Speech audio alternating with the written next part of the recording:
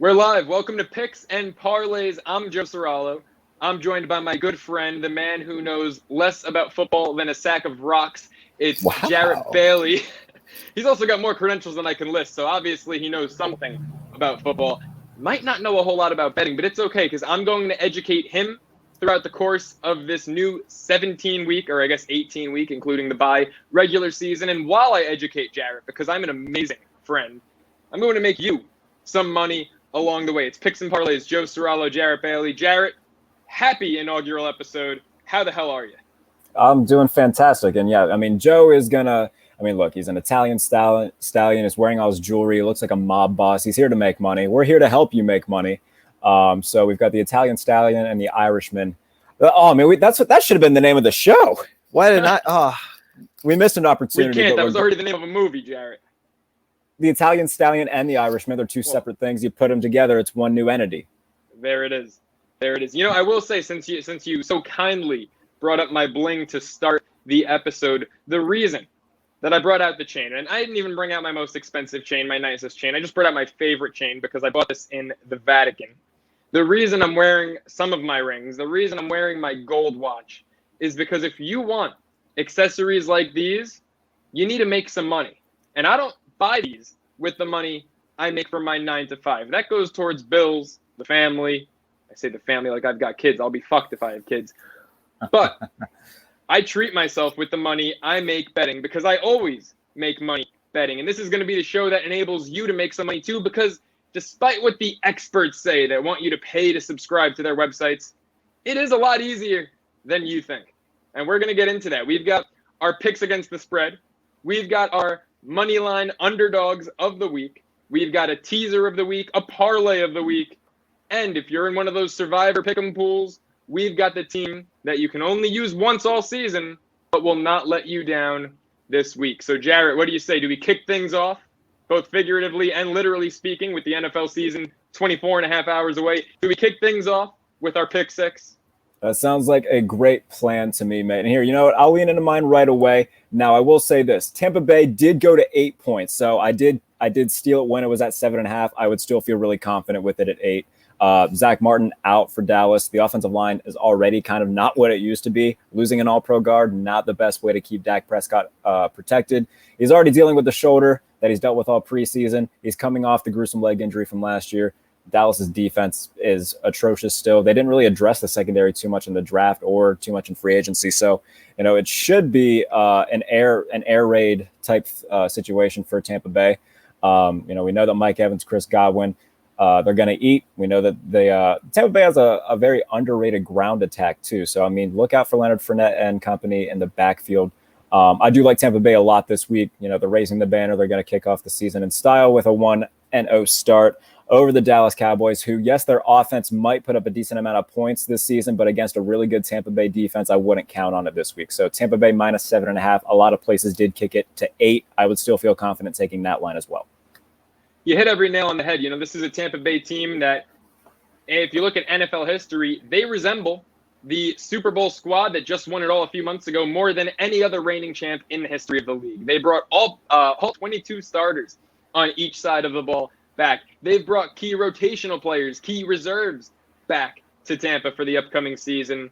You know, Dallas, everyone says, oh, Dak Prescott's back. They're going to win the NFC East. They're going to have a great year. Dallas wasn't winning games last year when Dak Prescott was healthy the first, 4 or 5 weeks. When he was leading the league in passing yards, they were still losing games. And it's because that defense is atrocious, abysmal.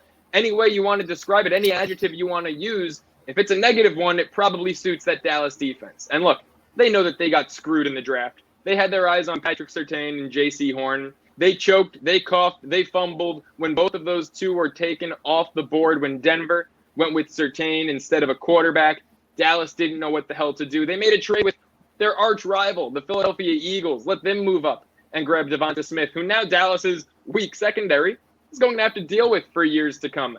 They were a joke. I don't love the 7.5. I never bet a 7.5 number, but if you're going to take it, I love the side you went with, Tampa Bay. My first pick is a team that is favored by 7.5. However, I bought a full point. Don't be a cheap fuck. If the line is 7.5, don't take Jarrett's advice. Take mine. Buy the damn point.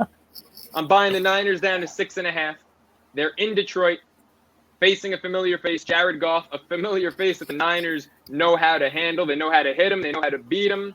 Give me the Niners minus 140 odds. So you're going to have to lay a little extra, but I'm sure it's going to cash in. Look, they could win by 10, by 14, but if they win by 7 and you take the 7.5, you're going to kick yourself in the ass. So I'm taking San Fran minus 6.5. And this is one that makes a lot of sense to me. You look at the 49ers defense compared to the Detroit offense. I mean, who's Jared Goff going to throw to outside of Amon-Ra St. Brown and TJ Hawkinson?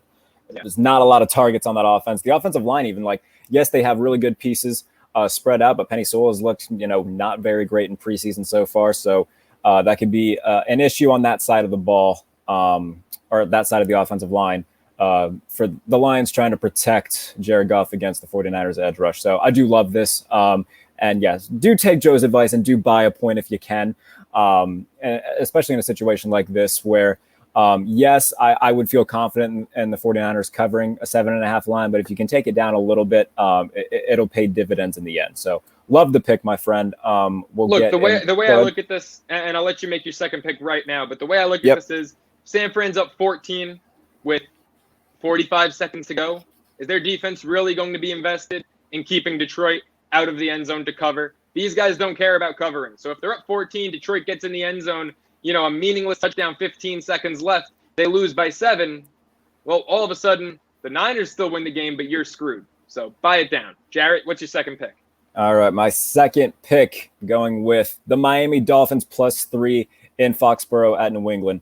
Now, look, I didn't have Cam Newton being released before week 1 on my bingo card. I did expect us to see Mac Jones eventually this season. I didn't think it would be week 1.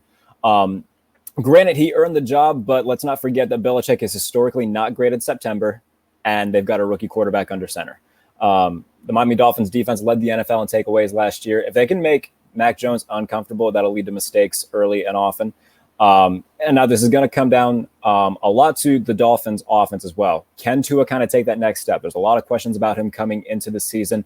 What a way to start off the year and be able to, silence the critics against a Bill Belichick defense that's getting a lot of guys back from opt-outs. Yes, Stephon Gilmore isn't there, but J.C. Jackson just had 9 interceptions last year. So let's not pretend that their secondary isn't still good.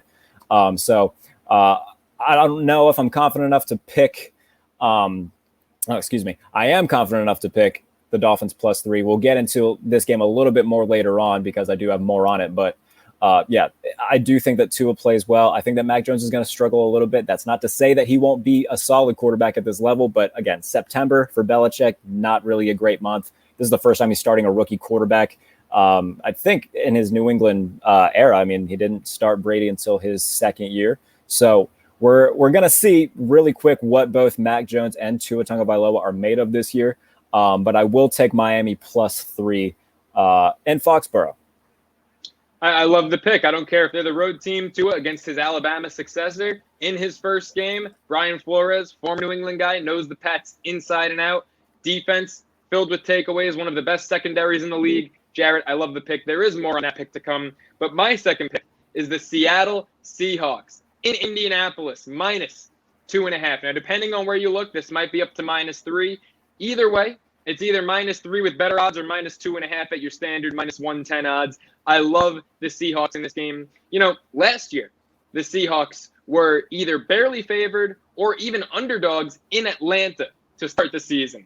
They blew the Falcons away, and we all know the two seasons went in polar opposite directions. For some reason, no one buys into Seattle at the beginning of the year. In fact, last year, I made money taking the over at 9.5 on the Seattle Seahawks going into the season. And yet, some way, somehow, this year, the Seahawks win total over-under is once again 9.5, but they play a 17th game. So once again, I'm taking over 9.5 on Seattle's win total. I'm letting Russ cook, and I'm hammering them -2.5 in Indianapolis because when Carson Wentz, who was just announced earlier today to be the starter for the Colts, when he's suited up and lining up under center, I'm not confident that offense can score points. Give me the Seahawks. This is one that I didn't touch, but I understand your reasoning because, I'm a Carson Wentz guy. I'm a Colts guy. I know, and you have your opinions about it, and I understand that. Opinions are one thing, facts are another, and Carson Wentz sucks. Carson Wentz had a bad year last year. There's no denying that, but we can't discount the really good things that he did in the seasons prior to it.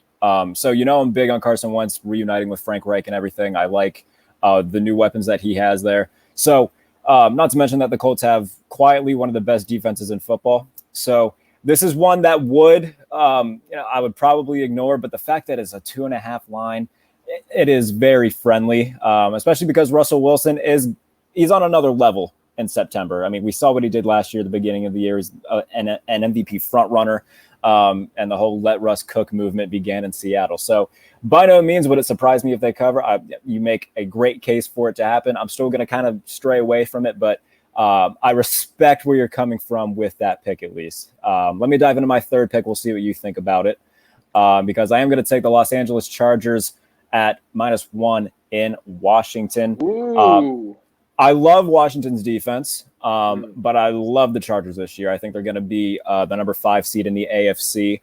I had him at 12 wins. I really love Justin Herbert. He's got a head coach that isn't Anthony Lynn.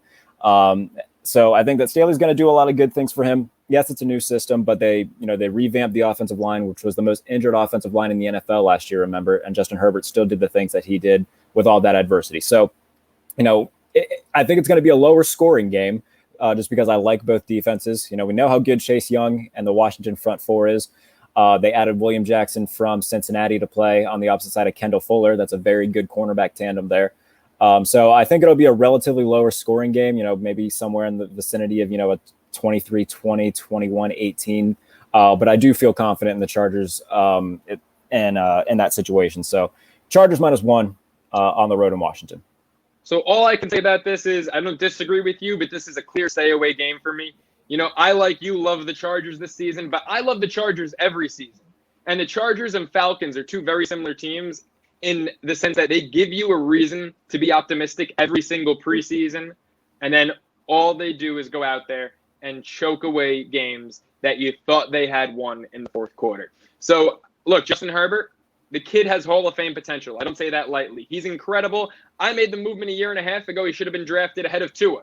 I love Justin Herbert, but I love that Washington defense. And when you mix an elite pass rush led by Chase Young with an incredible secondary, that is the best combination. I mean, look, linebackers are important, but don't be fooled. A pass rush and a secondary, that's the best defensive combination you can ask for as a defensive coordinator. So I'm staying away from this one. I don't disagree with you, but I'm not convicted enough in the Chargers' ability to come right out of the gate and run all over this defense to take them to win this one. My third pick.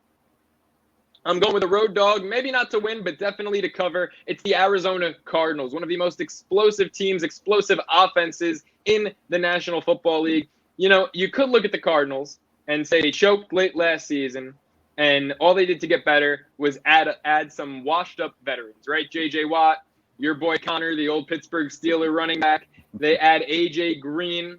I don't see it as adding washed-up pieces. I see it as adding smart complementary pieces to an already young team filled with raw talent and explosiveness. A.J. Green's not the wide receiver one. He can step right in, and if he's healthy, do what Larry Fitzgerald did and complement DeAndre Hopkins as the top 3 wide receiver in the National Football League that he is. Kyler Murray is at the point in his career where he's only getting better and better every year, and I think that defense was really sneaky good last season, and it's another defense filled with young stars, guys like Budda Baker, who, believe it or not, can only get better from here. So I love the Cardinals, plus the fact that the Tennessee Titans in the last 5 years are one of the worst September teams against the spread, and maybe the worst. I'm not sure if they're 0-5 or 1-4 in their last 5 opening games against the spread. So even though they're at home, don't forget last year, week 1, I loved them against Denver. Steven Gostkowski missed 3 fucking field goals. I love the Arizona Cardinals to at least cover, if not win in this one. Yeah, I mean, 2 teams that are pretty similar to me, at least defensively, but offensively as well. They're going to be incredibly explosive on that side of the ball. Arizona, yes, they improved defensively. I still think they have a few questions. Tennessee has a lot of questions. I think they did kind of a complete 180 of what they were last year. Last year, they had a horrible pass rush and a good secondary. Now, we think that they figure out their pass rush, but they're relying a lot on, Caleb Farley, the rookie out of Virginia Tech. They're relying a lot on Christian Fulton, second-year man out of LSU. Really, the only veteran that they have back there is Jack Rabbit. And, I think there's going to be always a question mark. He is. So I think there's going to be growing pains for Tennessee. And I think facing an explosive offense like the Cardinals in week 1 could exploit some of those things. So I love this bet. And I think very well it could hit. The fact that Arizona, now I think the one argument that people will make is just the fact that Arizona is traveling to the East Coast. I'm not worried about that whatsoever. I do think that Arizona and Kyler Murray on offense are explosive enough to, at bare minimum, cover the line. So I do love the pick there, my friend, with Arizona +3 against the Tennessee Titans. So what's up number 4 for JB? Number 4 for me, I'm going to go Green Bay -4 against the New Orleans Saints. This game will take place in Jacksonville, obviously because of Hurricane Ida that came through the southern United States. So game being moved to Jacksonville and TIAA Bank Stadium. I'm not a Jameis Winston guy. You know this. And I am. And who is he going to throw to, though? I'm not convinced that, Callaway is going to be the automatic wide receiver 1 and take the league by storm. Michael Thomas isn't there. They're going to rely way too much on Alvin Kamara. Taysom Hill doesn't scare me wherever the hell they put him at. So I'm not worried about the Saints offense. I think that Aaron Rodgers is coming into this year with clear goals in mind, and this is my last year in Green Bay. Let's just go out. Let's win. He's going to be an assassin this year. If you thought he was good last year, I very much think that he can at least replicate, or at least come close to replicating what he did last year in his MVP season. I think that Green Bay -4 is a generous line here. I would say if it was a 5.5 point line, I would still take it. I love Green Bay in this game. Yes, New Orleans has a solid defense, but I just don't see Jameis in the offense doing enough and putting enough points up to keep the line close. Jarrett, we see completely eye to eye on this one. So why don't you go ahead and reveal my 4th pick? Because the only thing that's going to change on your screen is the name. Joe's 4th pick, Green Bay -4 at New Orleans, really at Jacksonville. It's funny. You said 5.5. You would still take it. On my own podcast, Ceraulo Sports Talk, which I recorded last night, it dropped this morning. In my Ceraulo pick 6, I took Green Bay -4. I said if it was -6, I would still take the Packers, especially being at a neutral location, because, of course, a Saints home game is really a hostile environment. But now that they're in Jacksonville, I am so confident in this 4-point line for the Green Bay Packers here. Like you said, Aaron Rodgers, Devontae Adams, they posted that picture on social media. This is their last dance. And I'll admit, I don't think Green Bay is going to win the Super Bowl this year. I think they're going to get there, and I think they're going to fall to Kansas City, because I am at the point in my life where I will just never preseason pick any team that isn't the Kansas City Chiefs to win the Super Bowl. Not as long as Mahomes, Kelsey, Tyreek Hill are intact. But I digress. I love everything about this matchup. And unlike you, I love Jameis Winston. This is the guy who threw for 30 touchdowns, 5,000 yards, led the league, is one of only a handful of quarterbacks to ever throw for 5,000 yards. And the guy's vision was dog shit. The guy couldn't see, and he put up those numbers. I think raw talent-wise, he is still as good as anyone. I think he has matured a lot. Being a backup, taking no pay to go to New Orleans and learn under Drew Brees' tutelage for a year, I think was an absolutely mature veteran move. It showed he's serious about his career in the NFL. And I have the Saints finishing 8th in the NFC this year, but it wouldn't shock me if they make the playoffs as a wild card team. So I'm not as low on New Orleans as you are, but you're right. Who the hell is he going to throw to? Taysom Hill, the guy who 2 weeks ago he was competing for that quarterback job with? I mean, is that his top target? It's all Rodgers all the time. Give me the Packers -4. Love to hear it. So let's get into my 5th pick. And I wasn't going to go a show without talking about Zach Wilson. Oh, my God. Someone get him the lotion and some tissues. Get him the lotion, the tissues, my ceiling poster of Zach Wilson right above my bed. I've got a ceiling mirror. You've got a ceiling poster of a football player. That's how different we look at it. It is. But I will say this. This is one of my favorite games of the weekend because of the soap opera storyline behind it. Sam Darnold already right off the bat getting to face his former team, the one that traded him away, moved on from him to bring in Zach Wilson. But I do love Zach Wilson, and I love this Jets offense. They bring in Morgan Moses, Elijah Vera Tucker to pair with Mekhi Becton. That solves so many of their problems up front. They draft Michael Carter, both Michael Carters actually, Michael Carter in the secondary and behind Zach Wilson at running back. So they've given Wilson a lot of weapons along with Corey Davis and Elijah Moore at receiver. I like the Jets offense a good amount this year. I don't think they're going to be a top 10 offense, but I think that they can be, hover between 13th and 15th and be okay. Defensively, they still have a few questions, but I do like the offense enough. And I still think that, yes, Carolina's defense is going to be fantastic. If there's any defense in the NFL this year that I think can take a Washington football team type leap from 2020, I think it's going to be the Carolina Panthers defense. So that is the one thing that does worry me a little bit, but I will say, I do like Zach Wilson a lot. I like this Jets offense enough to say that I think that they can cover the 5-point line. No, I got to be honest, Jared. This is the first pick of yours, and it's not bad considering it's your fifth pick. First pick of yours that I absolutely hate. First of all, 5 is just a weird fucking number, right? The only time I would mess with the number 5 in betting is if I'm doing a 6-point teaser to either manipulate that to -1 or +11. 5's a weird fucking number. Now, if you look at Carolina, you did mention that this defense can take a 2020 Washington football team-like jump to being a really good defense. Don't forget, in the 2020 draft, the Carolina Panthers became the first team ever with at least 5 draft picks to devote the entire draft to improving their defense, something the Dallas Cowboys should have done this year. This defense is primed to make a big leap. They've got budding stars. They've got proven stars. They added Hassan Reddick. A kid like Brian Burns, I think, is going to take the next step. J.C. Horn, I know you and I both love the physicality. Love me some J.C. Horn.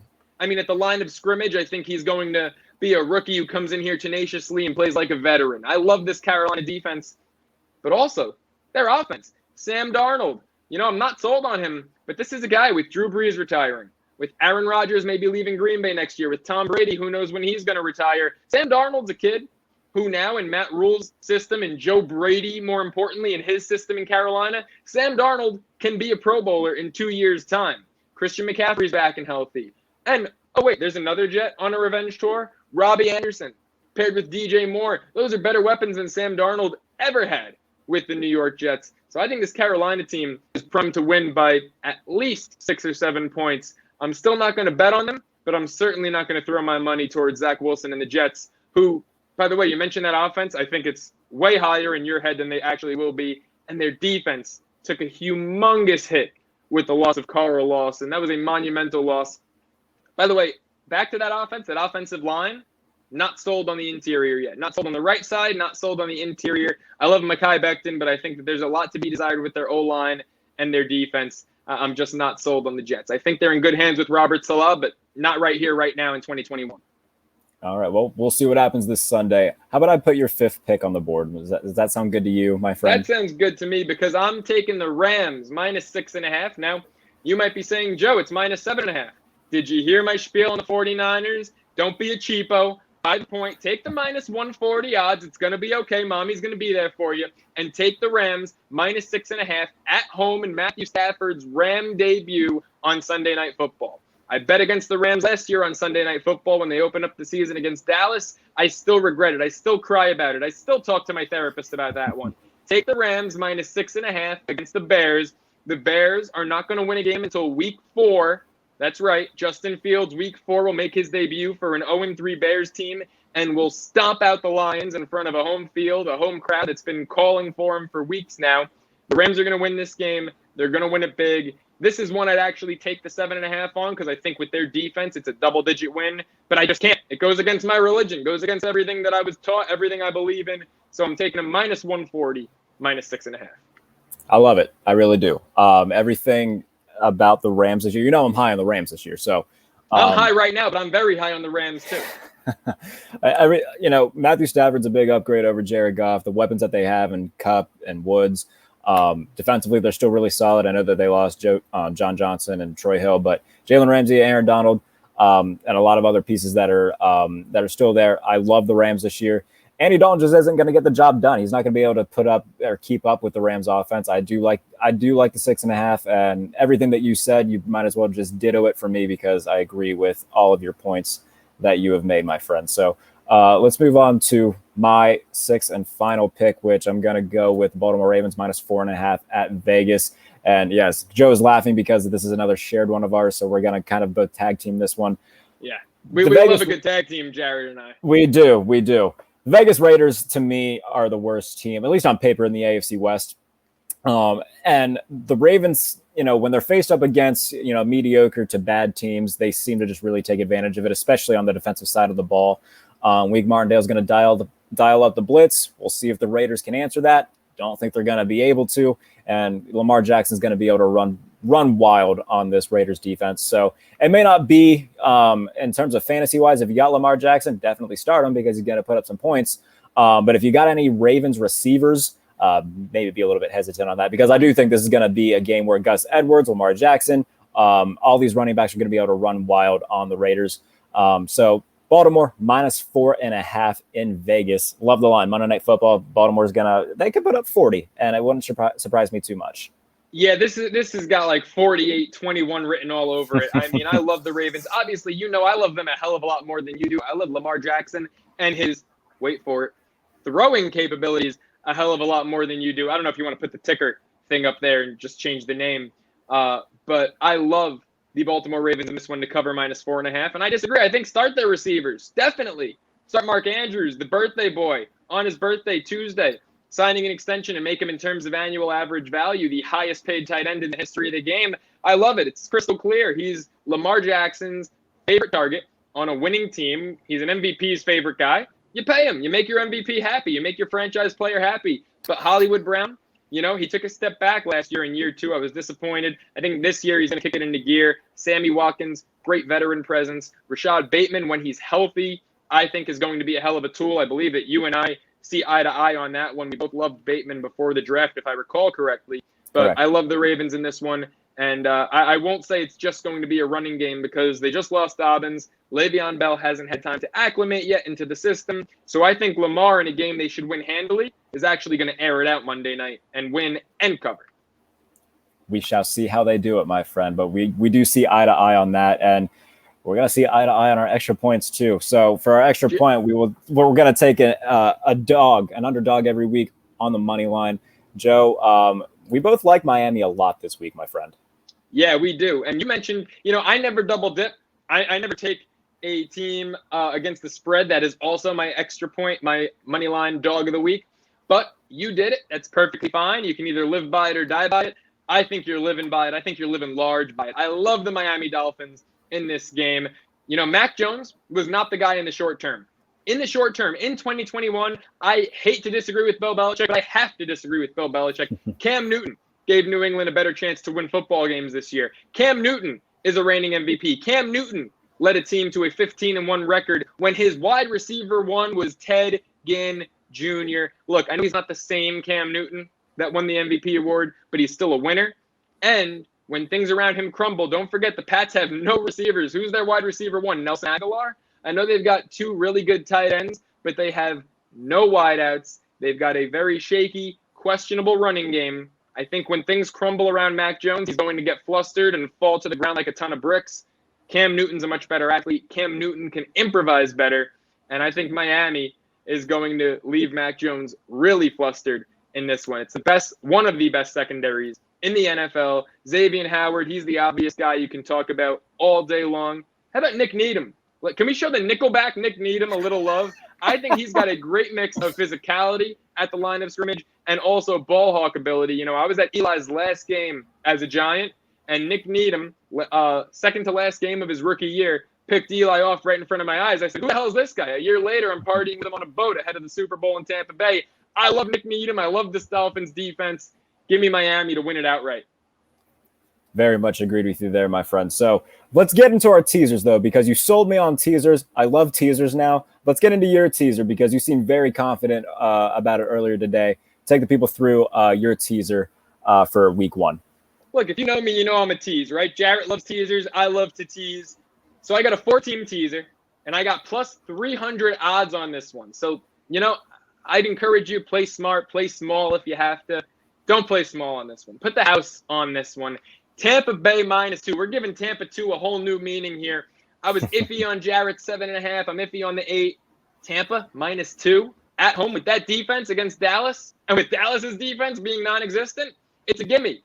Buffalo, Jarrett, I'm sorry to do this, but I'm never gonna pick your fucking Pittsburgh Steelers as long as we do this show. Buffalo's -6.5 at home against the Steelers. I'm gonna take them to play Renegade all day long, and in a pick'em, it's a no-brainer to me. Give me the Bills. The 49ers, I loved them at 7.5. I took them at 6.5.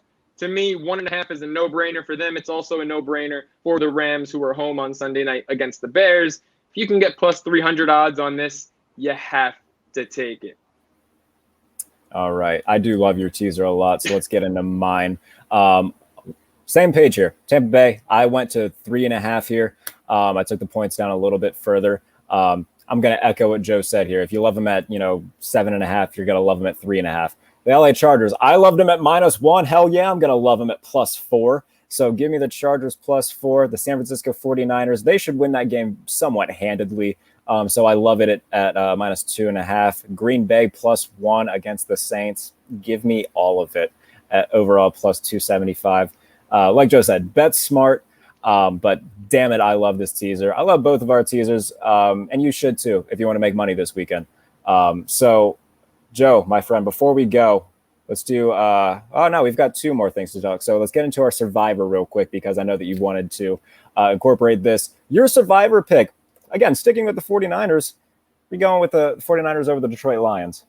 Yeah, look, Jared, I'm either living by the 49ers this week or I'm dying by the 49ers this week. Same could be said for Tampa Bay. I got him in another teaser, by the way. Didn't even mention this one, but I paired him with Notre Dame, who was favored by 7. I teased that down to 1. What did they do? They won by 3. Who looks like a genius? This fucking guy right here. So now all I need to do is have Tampa Bay win by 2 points or more because I got him down to -1.5. And that teaser cashes in. So Tampa, San Fran, LA2, I guess, of sorts. Those are really the teams I'm either living by or dying by this week. But San Fran to beat Detroit.